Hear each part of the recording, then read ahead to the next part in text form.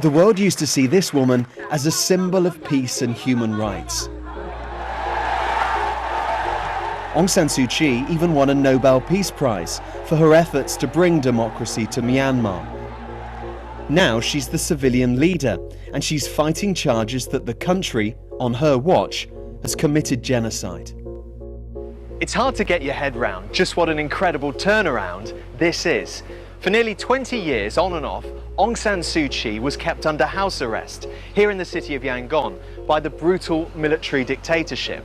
Now, though, she's standing up for the same army which took away her freedom and even trying to justify its actions to the world.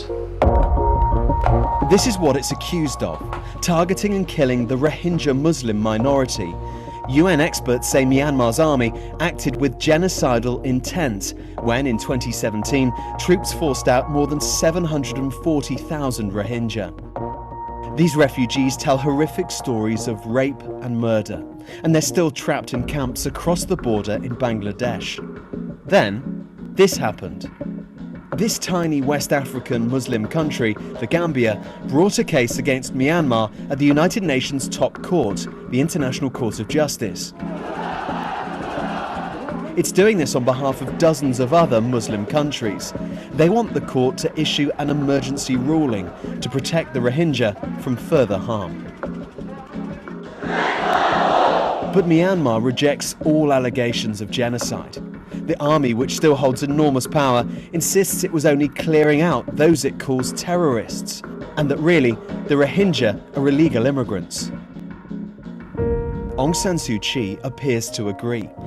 For years, she's denied that Myanmar has been persecuting the Rohingya. I don't think there's ethnic cleansing going on. I think ethnic cleansing is too strong an expression to use for what's happening. Now she continues to accuse the international community of failing to understand the situation in troubled Rakhine State. We are of the opinion that there are certain extremist elements who do not want peace in the Rakhine. So we are disappointed in the fact that the international community has paid very little attention to the terrorist element. So why is Aung San Suu Kyi now backing the army so publicly? Well, some believe she sees it as her duty to defend her country, even if she doesn't have constitutional control over the military. And let's not forget, many in Myanmar, which is a majority Buddhist country, do not care about the Rohingya Muslims, or they outright despise them. Being seen to give a patriotic defense of the country in the face of so much international criticism could boost Aung San Suu Kyi's popularity even more ahead of the next general election in November 2020. Justice for the Rohingya is still a long way off, even with this court case. And that's because the ICJ has no way of enforcing a ruling against Myanmar.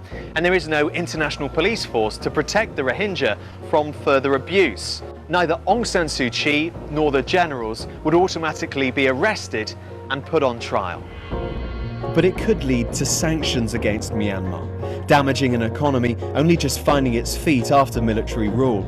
It could also give momentum to other ongoing legal cases brought on behalf of the Rohingya.